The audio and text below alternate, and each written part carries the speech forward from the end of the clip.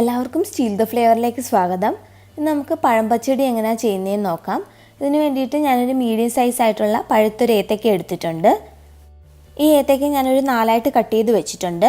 ഇനി ഞാനിതിൻ്റെ നടുക്കുള്ള അരിയൊക്കെ അങ്ങ് റിമൂവ് ചെയ്യാണ്. നമുക്ക് വേണമെങ്കിൽ റിമൂവ് ചെയ്താൽ മതി, ചെയ്തില്ലെങ്കിലും കുഴപ്പമൊന്നുമില്ല. ഇനി നമുക്കിത് ചെറിയ കഷ്ണങ്ങളായിട്ടൊന്ന് കട്ട് ചെയ്ത് വെക്കാം. ഇപ്പോൾ ഇതെല്ലാം ചെറിയ കഷ്ണങ്ങളായിട്ട് കട്ട് ചെയ്തെടുത്തിട്ടുണ്ട്. നമുക്കിനി ഇതൊന്ന് വേവിച്ചെടുക്കണം. അതിന് വേണ്ടിയിട്ട് ഒരു പാത്രത്തിലോട്ട് ഈ അരിഞ്ഞു വെച്ചേക്കുന്ന ഏത്തയ്ക്കയൊക്കെ ചേർത്ത് കൊടുക്കാം. അതിൻ്റെ കൂടെ തന്നെ ഈ ഏത്തയ്ക്ക മുങ്ങിക്കിടക്കാൻ പാകത്തിനുള്ള വെള്ളം ചേർത്ത് കൊടുക്കണം. 2 ചെറിയ പച്ചമുളക് ചെറുതായിട്ട് കട്ട് ചെയ്തത് ചേർത്ത് കൊടുക്കാം.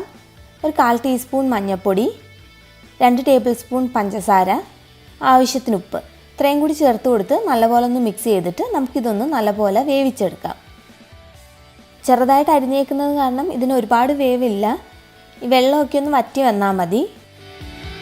നമുക്കിതൊന്ന് വെന്ത് വരുന്ന നേരത്തിന് ഇതിലുള്ള അരപ്പ് റെഡിയാക്കാം. അരപ്പ് റെഡിയാക്കാൻ വേണ്ടിയിട്ട് ഞാനൊരു 1/4 കപ്പ് തേങ്ങ, 1/4 ടീസ്പൂൺ ചെറിയ ജീരകം പൊടിച്ചത്, ഒരു 1/4 ടീസ്പൂൺ കടുക്, ഇത്രയും കൂടി ചേർത്തിട്ട് കുറച്ച് വെള്ളം കൂടി ചേർത്ത് നല്ലപോലെ ഒന്ന് അരച്ചെടുക്കണം. ഈ സമയത്ത് നമ്മുടെ ഏത്തയ്ക്ക നല്ലപോലെ വെന്തിട്ടുണ്ട്, വെള്ളമൊക്കെ നല്ലപോലെ വറ്റി വന്നിട്ടുണ്ട്. ഏത്തയ്ക്ക ഒരുപാട് വെന്ത് പോകാതെ പ്രത്യേകം ശ്രദ്ധിക്കണം. ഇനി ഇതിനകത്തോട്ട് നമ്മൾ അരച്ച് വെച്ചേക്കുന്ന അരപ്പും 1-2 ടീസ്പൂൺ വെള്ളവും കൂടി ചേർത്ത് കൊടുത്ത് നല്ലപോലെ ഒന്ന് മിക്സ് ചെയ്യാം.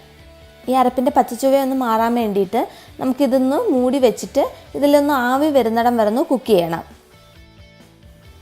ഇപ്പോൾ അരപ്പ് റെഡി ആയിട്ടുണ്ട്. നമുക്കിനി ഇതിനകത്തോട്ട് 1/2 കപ്പ് തൈര്, അധികം പുളിയില്ലാത്ത തൈരാണ് എടുത്തിട്ടുള്ളത്. അതിലെ കട്ടയൊക്കെ നല്ലപോലെ ഉടച്ചു വെച്ചിട്ടുണ്ട്. അതും കൂടി ഇതിൻ്റെ കൂടെ ചേർത്ത് കൊടുത്ത് നല്ലപോലെ ഒന്ന് മിക്സ് ചെയ്യാം. തൈര് ചേർത്ത് കൊടുക്കുമ്പോൾ തീ വളരെ കുറച്ച് വെക്കുക. ഈ തൈര് ചേർത്ത് കൊടുത്തിട്ട് പിന്നെ ഇത് തിളപ്പിക്കാൻ പാടില്ല. ഇതൊന്ന് ചൂടായി വന്നാൽ മതി. തിളച്ച് പോയി കഴിഞ്ഞാൽ ഇത് പിരിഞ്ഞ പോലെ കിടക്കും.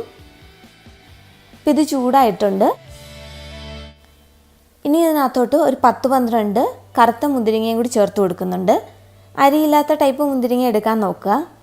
മുന്തിരിങ്ങ ചേർക്കണമെന്ന് നിർബന്ധമില്ല, നമുക്ക് ഇഷ്ടമുണ്ടെങ്കിൽ മാത്രം ചേർത്താൽ മതി. മുന്തിരിങ്ങ ചേർത്ത് കൊടുത്തിട്ട് പിന്നെ തിളപ്പിക്കേണ്ട ആവശ്യമില്ല. ആ ചൂടിലിരുന്ന് തന്നെ അതൊന്ന് റെഡി ആയിക്കോളും. ഇപ്പോൾ നമ്മുടെ പച്ചടി നല്ലപോലെ റെഡി ആയിട്ടുണ്ട്. നമുക്കിനി ഇതിനകത്തോട്ട് താളിച്ചൊഴിക്കാം.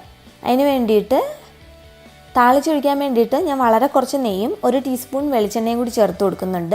ഒരു 1/4 ടീസ്പൂൺ കടുക് ഒന്ന് പൊട്ടി തുടങ്ങുമ്പോൾ തന്നെ വറ്റൽമുളക് ചേർത്ത് കൊടുക്കാം. അതിൻ്റെ കൂടെ കുറച്ച് കറിവേപ്പിലയും കൂടി ചേർത്ത് കൊടുത്തിട്ട് നമുക്കിത് നമ്മുടെ പച്ചടിയിലോട്ട് ഒഴിക്കാം. ഇപ്പം നമ്മുടെ പഴം പച്ചടി റെഡി ആയിട്ടുണ്ട്. എല്ലാവരും ഈ വിഷുവിന് ഇതൊന്ന് ട്രൈ ചെയ്ത് നോക്കുക. ഇഷ്ടപ്പെട്ടാൽ ചാനൽ സബ്സ്ക്രൈബ് ചെയ്യാനും വീഡിയോസ് ലൈക്ക് ചെയ്യാനും കമൻറ്റ്സ് അറിയിക്കാനും മറക്കരുത്. താങ്ക്